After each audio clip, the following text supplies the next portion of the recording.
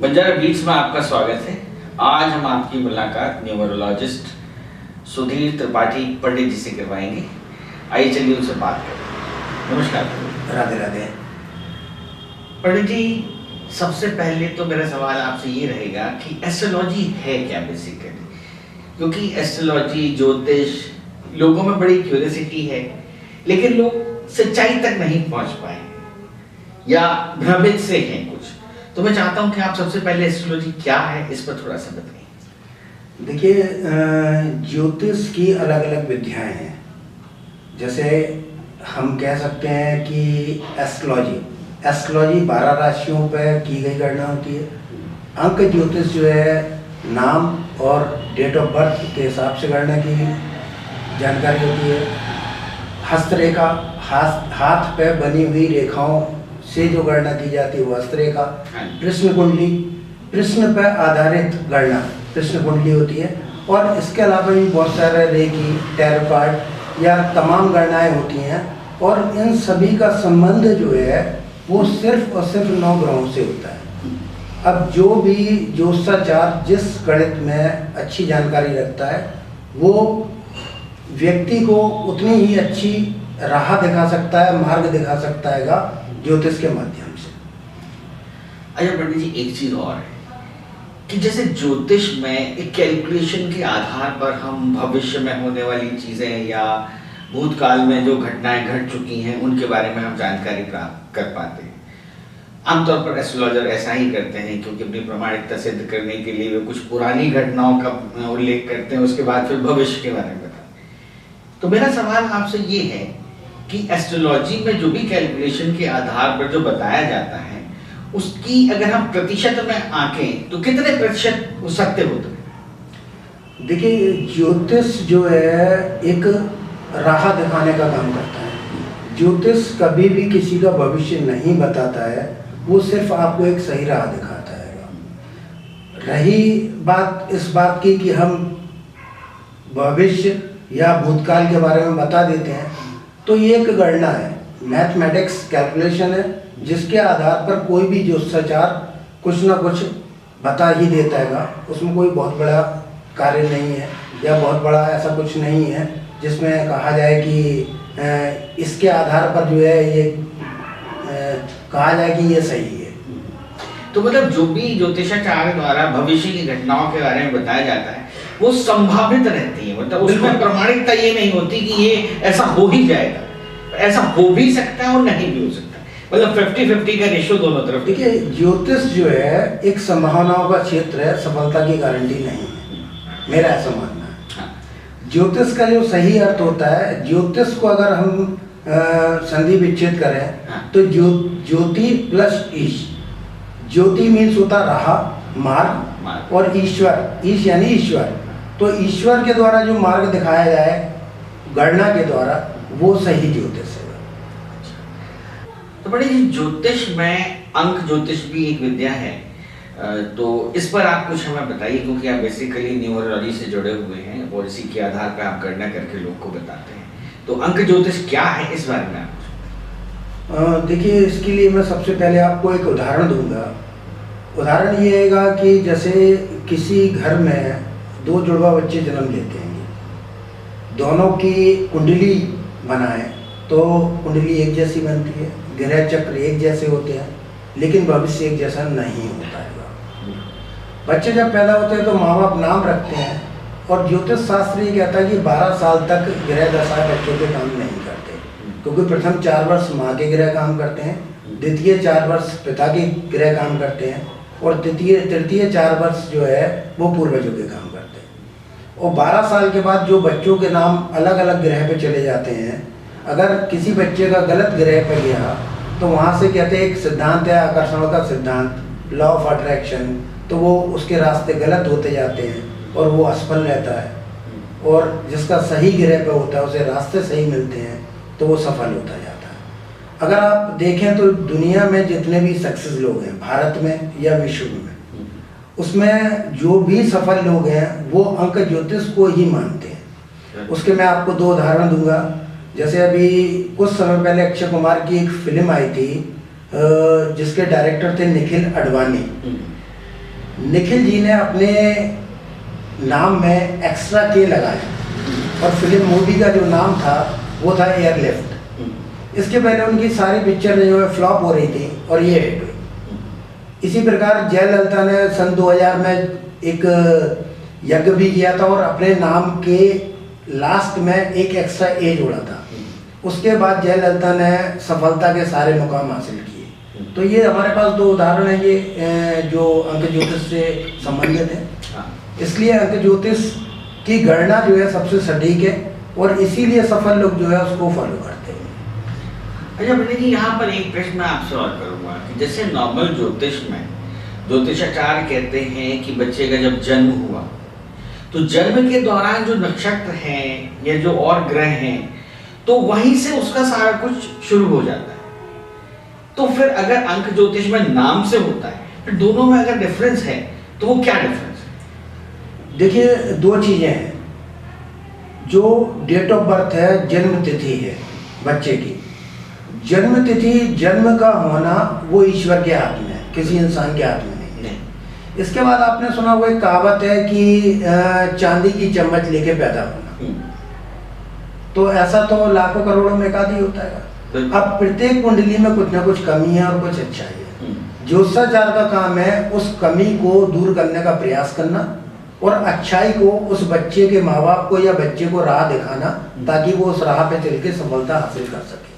कर्म प्रधान है, कर्म करना ही होता है, बिना कर्म के कुछ नहीं, बिना कर्म के कुछ भी नहीं होता। चलिए पंडित जी, अब मैं एक चीज और पूछूंगा आपसे, क्योंकि आप देख रहे हैं कि ज्योतिष विद्या को बताने वाले बहुत सारे लोग होंगे। ऐसी परिस्थिति में जिन्हें आवश्यकता है ज्योतिष से मिलने की या अपने भविष्य के बारे में जानने की जिज्ञासा है, तो वो ये कैसे आकलन कर पाए या कैसे मतलब ढूंढ पाए कि सही ज्योतिषाचार्य कौन है जिनसे मुलाकात करने पर उन्हें सही जानकारी प्राप्त होगी?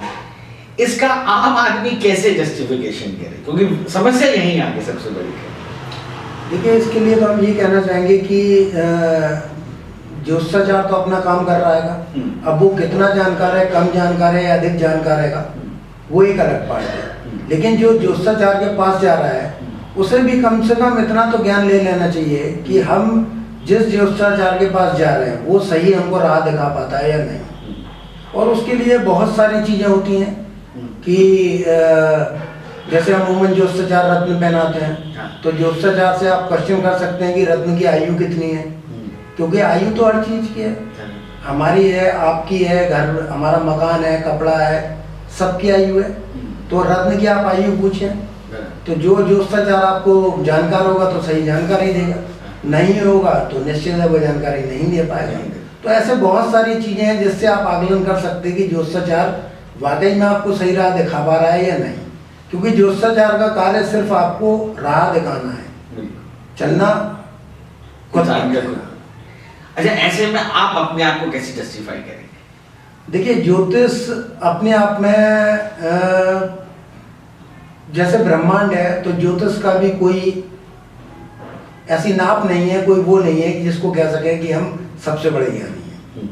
हमारा भी ज्ञान डे बाय डे प्रतिदिन हम लेते रहते हैं और शायद मेरा मानना है कि हमारी पूरी जिंदगी ज्ञान लेते लेते निकल जाएगी, लेकिन संपूर्ण नहीं होगा। ये बात तो सच है। लेकिन हमारा इतना ज्ञान होना जरूरी है कि हमारे पास कोई भी आता है तो उसको हम एक सही मार्ग दिखा सकें, सही राह दिखा सकें। तो पंडित, अंक ज्योतिष में किस तरीके से गणना की जाती है, या आम व्यक्ति अपने बारे में जानने के लिए जब किसी से कंसल्ट करता है तो फिर क्या क्या वो चीजें पॉसिबिलिटी हो सकती है जो वो सवाल करे उसे? देखिए, अंक ज्योतिषाचार्य का सही कार्य जो होता है वो पॉजिटिव ग्रहों को एक्टिवेट करना। जैसे फिर हम आपको एग्जाम्पल देंगे, जो भी चीज ब्रह्मांड में जाएगी वही चीज अगर नेगेटिव होगी तो हमको नेगेटिव रिजल्ट देगी और पॉजिटिव होगी तो हमको पॉजिटिव रिजल्ट देगी। जैसे फिर उदाहरण के तौर पे हम आपसे कहें, जैसे 20 लोग खड़े हैं और पर्टिकुलर एक नाम लेके कोई किसी को कहा जाए कि बुरा शब्द कहे, गाली दे, तो तुरंत आदमी देखता है और उसका रिटर्न भी तुरंत गाली में दे देता है।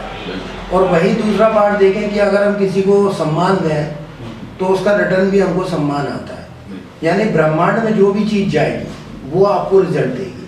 अब ब्रह्मांड में जाता क्या क्या है, सबसे ज्यादा इंसान का नाम, क्योंकि सुधार की प्रक्रिया, क्योंकि नाम एक ऐसी चीज है जो बार बार लोगों के द्वारा लिया जाता है या उसका इस्तेमाल कई बार होता है, लोगों के डिफरेंट लोगों के उससे होता है। देखिए कुंडली के बारे में आपको एक बहुत सटीक शब्द कहें, कुंडली जो अमूमन लोग देखते हैं हम उसको कुंडली नहीं कहते। कुंडली का अर्थ होता है कि व्यक्ति की डेट ऑफ बर्थ को देख के, जन्म तारीख को देख के उसमें जो कमी है उनका सॉल्यूशन कहाँ से हो सकता है। डेट ऑफ बर्थ में तो कोई भी ज्योतिषाचार कुछ भी नहीं कर सकता। कर कहाँ सकते हैं कि जैसे व्यक्ति का नाम सही गिरह पे कर सकते हैं, उससे जुड़ी प्रत्येक चीज हम सही कर सकते हैं, चाहे वो गाड़ी हो, उसका मोबाइल नंबर हो, उसकी फर्म का नाम हो, उसके कपड़ों का कलर हो। जब भी तो आपने देखा लोग गुरुवार को पीला कपड़ा पहनते हैं, बाकी हम कहते हैं 6 दिन और भी हैं। हाँ, बिल्कुल। तो ऐसे जो भी व्यक्ति से चीज जुड़ेगी वो उसको रिजल्ट देगी, पॉजिटिव या नेगेटिव। ज्योतिषाचार का काम है कि वो सारी चीजें, पॉजिटिव चीजों को एक्टिवेट करना ताकि उसको पॉजिटिव रिजल्ट मिले और वो सही दिशा में कर्म करेगा तो सफलता पाएगा। अच्छा, अंक ज्योतिष से या किसी व्यक्ति का पास में गुजरा हुआ वक्त और भविष्य में कैसा होगा, उसका भविष्य क्या होगा, क्या इस बारे में भी जानकारी की जा सकती है? देखिए पास्ट निश्चित रूप से अंक ज्योतिष के माध्यम से देखा जा सकता है, और भविष्य के बारे में ये कहते हैं कि फिर मैं वही कहूँगा कि भविष्य कभी कोई किसी का नहीं बता सकता है, सिर्फ भविष्य को अच्छा करने का राह दिखा सकता है।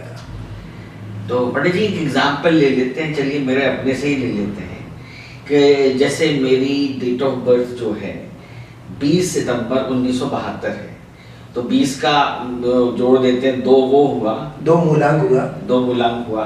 तो अगर बर्थ से ही ले लेते हैं कि 2 मूलांक से चलेगा मेरा, या फिर वो पूरा सम करना पड़ेगा तब जाकर के मूलांक निकलेगा? देखिए जैसे आपने अपनी डेट ऑफ बर्थ बताई 20 सितंबर 1972, 20 से 2 होगा मूलांक। हाँ। अब 1972 को अगर हम जोड़े, हाँ, 9 1 10 7 2 9 19, ये 30 हो गया, 30 टोटल 30 हो गया। हाँ। 30 से 3 का अंक बनता है और ये बनता है भाग्यांक, यानी भाग्य का अंक, यानी भाग्य का ग्रह, या इसको कह सकते हैं कर्म का ग्रह। तो यानी गुरु ग्रह आपका कर्म का ग्रह है और मुख्य ग्रह आपका बनता है चंद्र 2 के अंक से।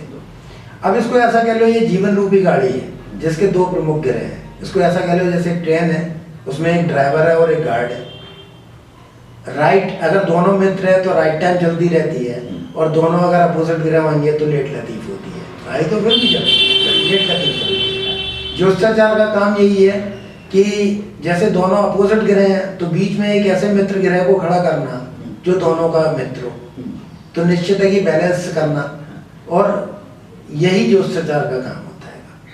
अच्छा चलिए, इसी में मैं तो थोड़ा सा आपसे जानना चाहूँगा। अब जैसे आपने मेरा मूलांक होता कर लिया है, अब इससे मेरा पिछले कुछ हिस्से का जो समय है वो कैसा गुजरा, क्या इस बारे में जाना जा सकता है? देखिए गणना कैसे की जाती है कि आपका मुख्य ग्रह, आपका महीना और करंट ईयर, आज का वर्ष, इनको अगर हम कैलकुलेट कर लें, जैसे 20 सितंबर 2020, 20 सितंबर जो होता है, 20 सितंबर का 9 2 11 और 4 13, ये वर्ष आपके लिए राहु का आएगा। मुख्य ग्रह आपका चंद्र है, वर्ष राहु का है, तो कहीं ना कहीं ये जो है साल वर्ष जो है आपके लिए अच्छे में गणना में नहीं आता है 2020, क्योंकि चंद्र और राहु एक दूसरे के शत्रु ग्रह होते हैं। ये निश्चित है कि हमारा घर है और हमारे घर में एक शत्रु आया है जो कि एक ताकतवर है, तो निश्चित है उनसे परेशान करेगा। परेशानी के विभिन्न रूप हो सकते हैं। पंडित जी ये बात आपकी सत्य निकली है कुछ हद तक कि जो अभी पिछला ये 2020 जो चल ही रहा है ऑलमोस्ट एंडिंग पर ही है, बहुत अच्छा नहीं निकला है। अब बात कर लेते हैं थोड़ा सा आगे वाले आने वाले ईयर की। क्या आने वाले ईयर को अब हम 2021 की गणना करेंगे। 2021 आपका जाएगा बुध पे। बुध की गणना अगर फिर मुख्य ग्रह से करते हैं, आपका चंद्र रहेगा, तो चंद्र से बुध की गणना करेंगे तो ये वर्ष से तो अगला वर्ष थोड़ा बेहतर होगा, लेकिन बहुत अच्छा नहीं होगा। उसके बाद की अगर फिर गणना करें तो वो वर्ष आपके लिए सर्वश्रेष्ठ होगा। कौन सा 2022 2022 और इसके लिए तो यही है कि समय का इंतजार करना पड़ेगा। हाँ, आप भी देखेंगे और हम भी देखेंगे। देखिए पंडित जी, मेरा आपसे सवाल करने का ये अपने आप को लेकर के उद्देश्य मात्र एक था। होता क्या है, आम कस्टमर जब ज्योतिषाचार्य के पास जाता है, ज्योतिषाचार्य को पहले तो परीक्षा से ही लेता है कि भैया हमारा पुराना बता दो, फिर उसके बाद वो उनसे आगे का भविष्य पूछता है, और जब वो लौट के घर आता है तो बदलाव तो समय के अनुरूप ही होता है, तो वो निराशा में चला जाता है और उसके बाद वो ज्योतिषाचार्य को गलत ठहराने लगता है या उस तरीके की बातें करने लगता है। तो मैंने सिर्फ इसीलिए आपसे कुछ इस तरीके का पूछा कि ये मतलब जस्टिफिकेशन के लिए। चलिए अब थोड़ा सा और आगे बढ़ते हैं। बहुत सारे ज्योतिषाचार्य करते क्या है कि भविष्य की कुछ चीजें बताई, आने वाली समस्याओं को बताया, उसके बाद आप कस्टमर को तो या पूछने वाले को तो सीधा साधा सा है कि भाई अगर भविष्य खराब होने जा रहा है या इसको और बेहतर बनाने के लिए उपाय क्या किया जा सकता, तो वो जो उपाय बताए जाते हैं वो कितने कारगर हैं? देखिए, इस बारे में उपाय के लिए हम फिर वही बात कहेंगे कि जो भी चीज़ ब्रह्मांड में जाती है, इस चराचर जगत में प्रत्येक चीज का अपना महत्व है। जो भी इस चराचर जगत में चीज है वो 9 ग्रहों से जुड़ी है, 5 तत्वों से जुड़ी है। हमारा काम यही रहता कि अच्छे ग्रह की उन चीज़ों को दान के रूप में, उपाय के रूप में या किसी न किसी रूप में जो है करके और अच्छे ग्रहों का साथ लेना, ताकि हमारी जो भी समस्या है वो अच्छे ग्रह। इसको एक फिर हम एक उदाहरण देते हैं। जैसे इसको ऐसा कह लो कि हमारा एक मोहल्ला है, मोहल्ले में एक गुंडा बदमाश रहता है, वो हमारे घर पर आ रहा है और वो हमारा दुश्मन है। अब उसको हम गुंडे बदमाश को एक ग्रह के रूप में ले लेते हैं, ठीक। अब वो हमारे घर आएगा तो निश्चित है कि हमको परेशान करेगा, मारेगा, पीटेगा, गाली गलौज करेगा, बिल्कुल जाहिर सी बात है कि। लेकिन अब ज्योतिषाचार का काम ये है कि वो ये देख लेता है कि वो आपके घर आ रहा है। अब ज्योतिषाचार का काम है कि उसको रोकना या किसी भी तरह से आपके लिए नुकसान ना हो वो कार्य करना। कार्य क्या होता है? अब इसको ऐसा मान लो कि आपके घर में वो गिरह आ रहा है, गुंडा बदमाश आ रहा है, लेकिन बीच में हम एक ऐसे मित्र को खड़ा करते हैं जो हमारा परम मित्र हो और उसका परम मित्र। तो क्या होगा कि वो हमारा दुश्मन तो रहेगा, लेकिन हमको परेशान नहीं करेगा, सब्सिडाइज हो जाएगा। यही काम ज्योतिषाचार करेगा। समय अगर बुरा है तो वो बुरा ही काउंट होगा, बड़ी घटना छोटी घटना में परिवर्तित हो जाती है और अच्छे समय को और अच्छे में परिवर्तित किया जा सकता है। अच्छा, बहुत सारे ज्योतिषाचार अनुष्ठान वगैरह चीज़ों को करने को कहते हैं, क्योंकि अनुष्ठान छोटे भी होते हैं, बृहद भी होते हैं, बहुत बड़े भी होते हैं, मनी इन्वॉल्व होता है, तो कहीं कुछ ऐसा तो नहीं कि इसमें कुछ फिशी हो या पैसे के लालच में वो ऐसा कराते? देखिए, अगर देखा जाए तो फिर वही का बात कहूँगा कि अगर अनुष्ठान करते हैं तो उसमें मंत्रों का जाप होता है। मंत्रों का जाप का मतलब ब्रह्मांड में वो चीज़ जा रही, पॉजिटिव चीज़ जा रही है आपके लिए, आपके लिए पॉजिटिव जा रही तो निश्चित है पॉजिटिव होगा। ये एक अलग मुद्दा है कि कौन ज्योतिषाचार उसको झूठ बोल के क्या क्या कराता है, वो एक अलग मुद्दा है। उसके लिए किसी को भी दोषी नहीं ठहराया जा सकता, क्योंकि 5 उंगलियां एक जैसी नहीं होती। हाँ, बिल्कुल ये बात। सब तरह के लोग हैं, अच्छे भी हैं। हाँ जी, बिल्कुल। अच्छा, एक आम समस्या है शादियों में, अक्सर कर कुंडलियों में लोग कहते हैं कि एक मंगली कुंडली कहा जाता है कि भाई ये कुंडली मंगली है, तो उसका मिलान साधारण कुंडली से नहीं होगा, चाहे फिर वो लड़की की हो या लड़के की हो। तो ये मंगली कुंडली का क्या मतलब? देखिए क्या होता है, ये एक डर का माहौल बनाया गया। सबसे पहली चीज, मंगली होता है लेकिन मंगली होने से डरने का कोई संबंध नहीं है। 100 में से अमूमन ऐसा देखा गया है कि 65% लोग मंगली होते हैं। हाँ। किसी भी चीज की मात्रा का अधिक होना या कम होना वो मंगल दोष होता है। मंगल ग्रह का कम होना या अधिक होना वो मंगल दोष। अधिक है तो धन पुण्य हो जाता है, मंगल शांत हो जाता है। तो निश्चित रूप से उपायों के माध्यम से उस मंगल को शांत किया जाता है। लोग मंगली की शादी मंगली ही उससे इसलिए करते हैं ताकि उनके ग्रहों का मिलान रहे और उनका जीवन सफल रहे। ग्रहों का मिलान होगा तो निश्चित है विचारों का मिलान होता है। खाली गुण देखकर 27 में से उन्होंने कहा कि 23 गुण मिल गए, 24 मिल गए, 25 मिल गए, शादी करना, ये सही नहीं होता है। गुणों के साथ ग्रहों का मिलना बहुत जरूरी होता है। अमूमन अब इसको कितने लोग जानते हैं? हाँ, ये डिपेंड करता है, ये तो डिपेंड करता है मैन टू मैन। अच्छा पंडित जी, कुछ दोष भी कई सारे बताए गए हैं, एक काल सर्प दोष का भी नाम लिया जाता है, ये बेसिकली क्या है?